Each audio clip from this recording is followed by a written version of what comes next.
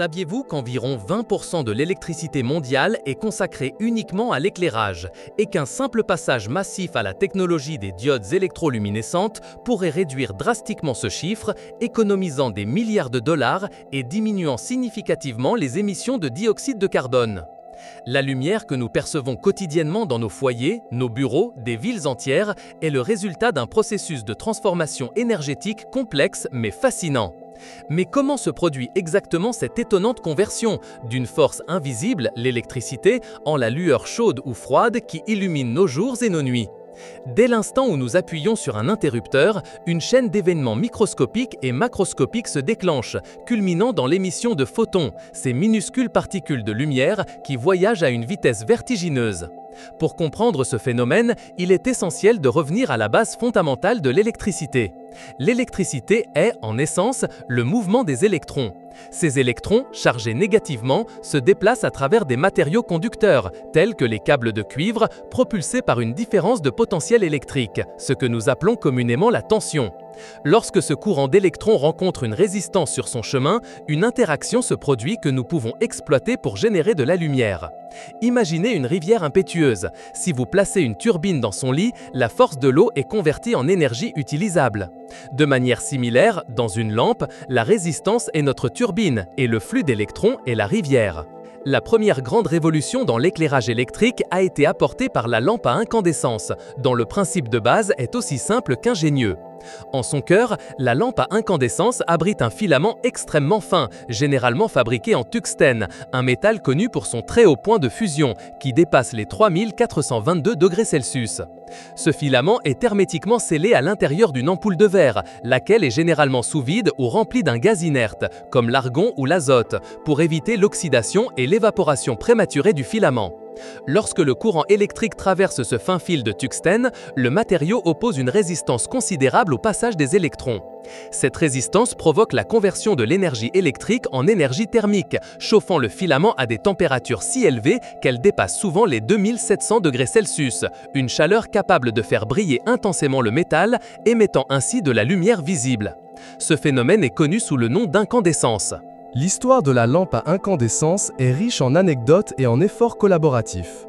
Bien que son invention soit souvent attribuée à Thomas Edison, la réalité est que de nombreux scientifiques et visionnaires ont contribué à son développement. Des pionniers tels que Humphrey Davy, Joseph Swan et Hiram Maxim ont réalisé des avancées significatives des décennies avant la version commerciale d'Edison. Par exemple, en 1802, Humphrey Davy a démontré la première lampe à arc électrique. Des décennies plus tard, en 1878, Joseph Swan, en Grande-Bretagne, a breveté une lampe à incandescence avec un filament de carbone qui, bien que fonctionnel, n'avait pas une durée de vie prolongée. Le mérite d'Edison, en 1879, a été de perfectionner la technologie, découvrant un filament de coton carbonisé qui prolongeait significativement la durée de vie de l'ampoule, la rendant commercialement viable et développant un système complet de production et de distribution d'énergie électrique. Sa contribution fut systémique, pas seulement une ampoule. Malgré leur impact révolutionnaire et après avoir éclairé le monde pendant plus d'un siècle, les lampes à incandescence sont, du point de vue de l'efficacité énergétique, un gaspillage considérable. Étonnamment, seulement 5 à 10% de l'énergie électrique qu'elles consomment est convertie en lumière visible. Le reste, entre 90 et 95%, est dissipé sous forme de chaleur. Cela signifie qu'une lampe à incandescence de 60 watts produit à peine de 800 à 850 lumens, qui est l'unité de mesure du flux lumineux, et a une durée de vie relativement courte, d'environ 1000 à 2000 heures. Leur remplacement massif par des technologies plus efficaces a été une priorité mondiale au cours des dernières années, conduisant à leur interdiction dans de nombreux pays en raison de réglementations énergétiques. Par exemple, l'Union européenne a commencé à retirer progressivement les lampes à incandescence en 2009, et en 2012, la plupart n'étaient déjà plus commercialisées. Les États-Unis ont mis en œuvre des réglementations similaires qui sont entrées en vigueur en 2023, cherchant à éliminer progressivement la vente de ces ampoules. Avec la nécessité d'une plus grande efficacité énergétique, les lampes fluorescentes sont apparues, marquant une deuxième étape dans l'évolution de l'éclairage électrique. Contrairement aux incandescentes qui génèrent de la lumière par la chaleur, les fluorescentes fonctionnent selon un principe fondamentalement différent, utilisant l'électroluminescence et la fluorescence. Une lampe fluorescente typique se compose d'un tube de verre scellé, revêtu intérieurement d'une couche de matériaux phosphorescents, généralement un mélange de composés de phosphore. À l'intérieur du tube se trouve une petite quantité de gaz inerte, tel que l'argan, et une minuscule goutte de mercure liquide. À chaque extrémité du tube, il y a 2 filaments de tungstène qui agissent comme électrodes. Le processus commence lorsqu'un dispositif externe, connu sous le nom de ballast ou démarreur électronique, fournit une haute tension initiale aux électrodes, les chauffant. Cette chaleur libère 2 électrons des filaments. Ces électrons libérés sont accélérés à travers le gaz à l'intérieur du tube, entrant en collision avec les atomes de mercure.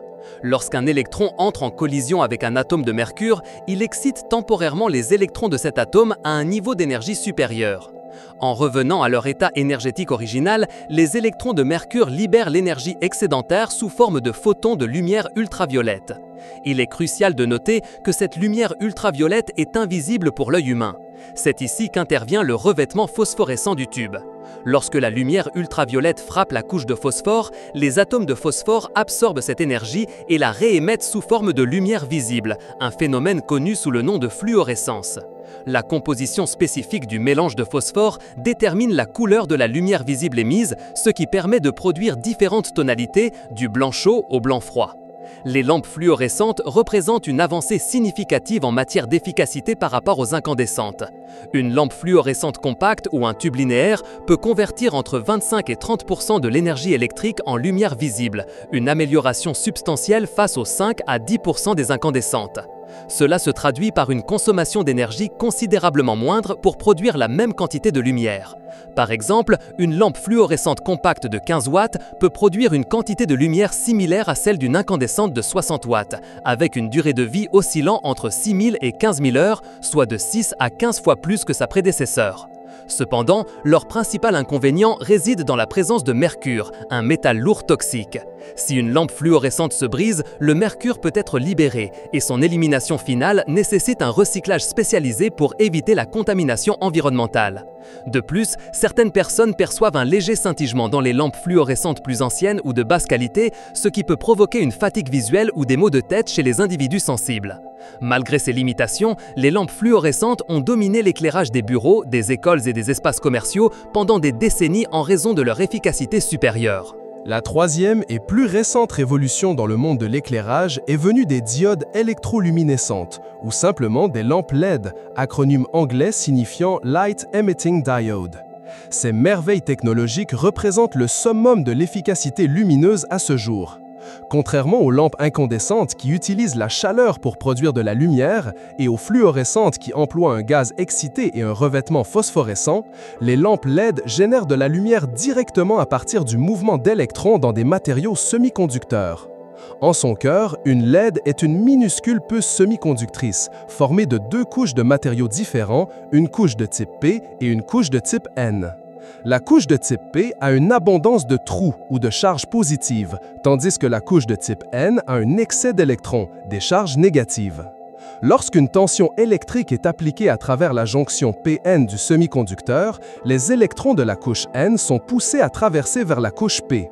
Ce faisant, les électrons rencontrent et se recombinent avec les trous dans la couche P. Pendant ce processus de recombinaison, les électrons tombent à un niveau d'énergie inférieur et libèrent l'énergie excédentaire sous forme de photons, qui sont les particules de lumière. Ce phénomène est connu sous le nom d'électroluminescence. La longueur d'onde des photons émis, et donc la couleur de la lumière, dépend du matériau semi-conducteur spécifique utilisé dans la fabrication de la LED. Par exemple, les premières LED développées dans les années 1960 n'émettaient que de la lumière rouge. Plus tard, les LED vertes et jaunes sont apparues. La véritable avancée qui a permis l'éclairage à usage général est venue avec le développement de la LED bleue à haute efficacité dans les années 1990 par les scientifiques Isamu Akasaki, Hiroshi Amano et Shuji Nakamura, une réalisation pour laquelle ils ont été récompensés par le prix Nobel de physique en 2014. La combinaison de LED, rouge, verte et bleu, permet de produire une large gamme de couleurs, y compris le blanc, en mélangeant leurs émissions. Cependant, la manière la plus courante de produire de la lumière blanche avec des LED est d'utiliser une LED bleue et de la recouvrir d'une couche de phosphore jaune. Une partie de la lumière bleue de la LED est absorbée par le phosphore qui, à son tour, émet de la lumière jaune. La combinaison de la lumière bleue restante avec la lumière jaune émise par le phosphore produit une lumière perçue comme blanche par l'œil humain. L'efficacité des lampes LED est étonnante, convertissant entre 60 et 80% de l'énergie électrique en lumière visible, avec une perte minimale sous forme de chaleur. Cela contraste fortement avec les 5 à 10% des incandescentes et les 25 à 30% des fluorescentes. En termes de performance, une lampe LED d'à peine 10 watts peut produire la même quantité de lumière qu'une incandescente de 60 watts ou une fluorescente de 15 watts, mais avec une durée de vie significativement plus longue qui peut s'étendre de 25 000 à 50 000 heures, voire plus dans certains cas. Cela signifie qu'une lampe LED utilisée en moyenne 3 heures par jour peut durer plus de 22 ans. Leur durabilité est exceptionnelle, elles sont résistantes aux chocs et aux vibrations et leur allumage est instantané, sans le temps de préchauffage des fluorescentes.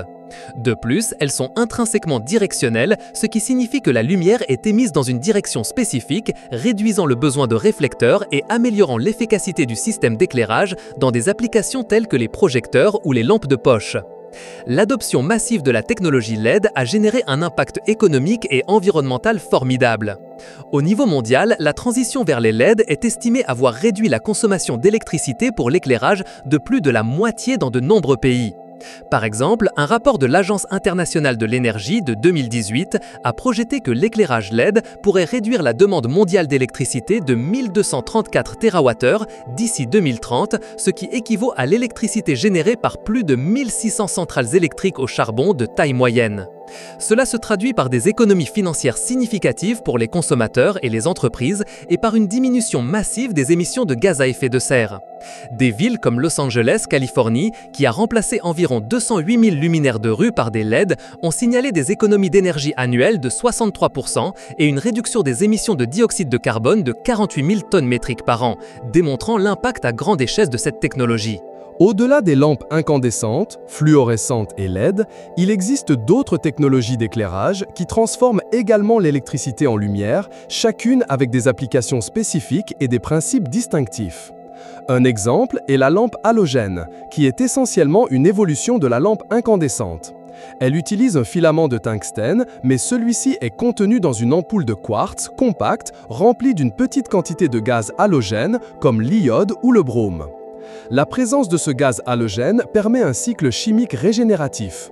Lorsque le tungstène du filament s'évapore à cause de la chaleur, il réagit avec le gaz halogène et se redépose sur le filament, au lieu d'obscurcir l'ampoule. Ce cycle prolonge la durée de vie du filament et permet à la lampe de fonctionner à des températures plus élevées, produisant une lumière plus brillante et plus blanche que les incandescentes traditionnelles, bien que son efficacité énergétique reste considérablement inférieure à celle des fluorescentes ou des LED. Les lampes halogènes sont couramment utilisées dans les projecteurs, les phares d'automobile et les luminaires d'accentuation. Un autre groupe important est constitué par les lampes à décharge à haute intensité, connues sous le nom de ID, High Intensity Discharge. Ces lampes produisent de la lumière en faisant passer un courant électrique à travers un gaz ou une vapeur métallique, générant un arc électrique qui émet une lumière intense. Les exemples incluent les lampes à vapeur de mercure, à vapeur de sodium et à halogénure métallique. Les lampes à vapeur de sodium, par exemple, sont reconnaissables à leur lumière jaune-orangée caractéristique et sont largement utilisées dans l'éclairage public des villes et des autoroutes en raison de leur haute efficacité et de leur longue durée de vie en extérieur. Les lampes à halogénure métallique, en revanche, produisent une lumière blanche plus naturelle et sont utilisées dans de grands espaces tels que les stades sportifs, les arènes couvertes et les grands magasins, où un éclairage puissant et une bonne reproduction des couleurs sont nécessaires. Malgré leur efficacité dans des applications spécifiques, les lampes ID nécessitent un temps de chauffe considérable et ne sont pas facilement réglables, ce qui limite leur utilisation dans des environnements résidentiels ou là où un contrôle dynamique de la lumière est nécessaire. La science de la lumière et de la couleur est un domaine fascinant qui influence directement la manière dont les lampes transforment l'électricité. La lumière visible n'est qu'une petite partie du vaste spectre électromagnétique qui comprend les ondes radio, les micro-ondes, l'infrarouge, l'ultraviolet, les rayons X et les rayons gamma. Chaque type de lumière a une longueur d'onde différente, et notre œil humain n'est capable de percevoir qu'une gamme très étroite de ces longueurs d'onde, ce que nous appelons le spectre visible, qui s'étend d'environ 380 nanomètres, qui est le violet, jusqu'à 750 nanomètres, qui est le rouge. La manière dont une lampe émet ces longueurs d'onde détermine la qualité de la lumière qu'elle produit. Deux métriques clés pour la qualité de la lumière sont la température de couleur et l'indice de rendu des couleurs. La température de couleur, mesurée en degrés Kelvin, décrit la couleur de la lumière. Une basse température de couleur, par exemple 2700 Kelvin, produit une lumière chaude avec des tons jaunâtres ou orangés, similaires à celle d'une bougie ou d'un lever de soleil. Une température de couleur moyenne, autour de 4000 Kelvin, est un blanc neutre, idéal pour les bureaux. Une haute température de couleur, par exemple 6500 Kelvin, produit une lumière froide avec des tons bleuâtres similaires à la lumière du jour. L'indice de rendu des couleurs, ou IRC, est une mesure de la capacité d'une source lumineuse à reproduire fidèlement les couleurs des objets par rapport à une source de lumière naturelle ou idéale. Un IRC de 100 est la valeur maximale, indiquant une reproduction parfaite des couleurs. Les lampes à incandescentes ont un IRC proche de 100, ce qui signifie qu'elles reproduisent les couleurs de manière très précise, tandis que certaines lampes fluorescentes ou LED de basse qualité peuvent avoir un IRC plus faible, ce qui rend les couleurs ternes ou déformées. L'évolution de la technologie d'éclairage ne s'arrête pas. Actuellement, nous assistons à l'essor de l'éclairage intelligent, un concept qui va au-delà du simple fait d'allumer et d'éteindre une lumière. Les lampes intelligentes intègrent une connectivité, généralement via des réseaux Wi-Fi ou Bluetooth, ce qui permet de les contrôler à distance via des applications sur téléphone mobile, des assistants vocaux comme Alexa ou Google Assistant, ou même des systèmes de domotique. Ces lampes peuvent être programmées pour s'allumer ou s'éteindre à des heures spécifiques, être atténuées, changer de couleur et même simuler une présence humaine lorsque nous ne sommes pas à la maison. Par exemple, dans une maison intelligente, les lumières peuvent s'ajuster automatiquement à l'aube pour répliquer la lumière naturelle ou changer de tonalité pour créer des ambiances spécifiques pour le dîner ou pour se détendre avant de dormir. Cela améliore non seulement le confort et l'expérience de l'utilisateur, mais contribue également à une plus grande efficacité énergétique en permettant un contrôle plus précis et adaptatif de l'utilisation de la lumière. Un domaine prometteur est l'éclairage centré sur l'humain, ou Human-Centric Lighting, qui vise à optimiser l'éclairage non seulement pour la visibilité, mais aussi pour le bien-être et la performance humaine. Il est basé sur la compréhension de la manière dont la lumière, en particulier sa température de couleur et son intensité, affecte notre rythme circadien, l'horloge biologique interne qui régule nos cycles de sommeil et d'éveil. Par exemple, l'exposition à une lumière bleue vive le matin peut aider à augmenter l'état d'alerte et la productivité, tandis qu'une lumière chaude et tamisée le soir peut favoriser la production de mélatonine et préparer le corps au sommeil. Cette technologie a des applications significatives dans les environnements de travail, les hôpitaux et les écoles, où l'éclairage dynamique peut s'adapter aux besoins des personnes tout au long de la journée, améliorant l'humeur, la concentration et la qualité du sommeil. En regardant vers l'avenir, la recherche en éclairage explore des concepts encore plus innovants. La Li-Fi, par exemple, acronyme anglais de Light Fidelity, propose d'utiliser la lumière visible pour transmettre des données, de manière similaire à la façon dont le Wi-Fi utilise les ondes radio. Chaque lampe LED pourrait devenir un point d'accès à Internet, offrant une connectivité ultra rapide et plus sécurisée, car la lumière ne traverse pas les murs. Un autre domaine d'étude est l'éclairage biologique ou bio-intégré, qui cherche à développer des sources de lumière durables inspirées par la nature, comme la bioluminescence de certains organismes marins ou lucioles. Bien qu'il s'agisse encore de concepts en développement, ces idées illustrent le vaste potentiel que l'éclairage a encore pour transformer nos vies et notre environnement. Du humble filament incandescent qui fut jadis le phare de la modernité, aux diodes électroluminescentes sophistiquées qui dominent aujourd'hui le paysage, le voyage de l'électricité à la lumière est un témoignage de l'ingéniosité humaine et de la recherche incessante d'efficacité. Chaque fois que nous actionnons un interrupteur, nous activons des siècles de découvertes scientifiques et d'avancées technologiques, transformant une force élémentaire en la lueur qui façonne notre monde. C'est un rappel de la façon dont la science et l'ingénierie travaillent ensemble pour améliorer notre vie quotidienne, souvent de manière que nous tenons pour acquise. Et maintenant, explorateurs, si ce voyage à travers la lumière a illuminé votre curiosité autant que nous sommes passionnés de le partager, alors vous avez une mission. Nous voulons que cette étincelle de connaissance se propage. Si vous avez appris quelque chose de nouveau aujourd'hui, si vos yeux ont vu au-delà de l'évident, alors montrez votre soutien. Appuyez sur ce bouton j'aime, partagez cette vidéo avec ceux qui, selon vous, la trouveront également fascinante et le plus important, abonnez-vous à Explorando. Ainsi, vous ne manquerez aucune de nos futures expéditions dans le monde incroyable qui nous entoure. Laissez un commentaire avec vos réflexions ou quels autres mystères quotidiens vous aimeriez que nous explorions.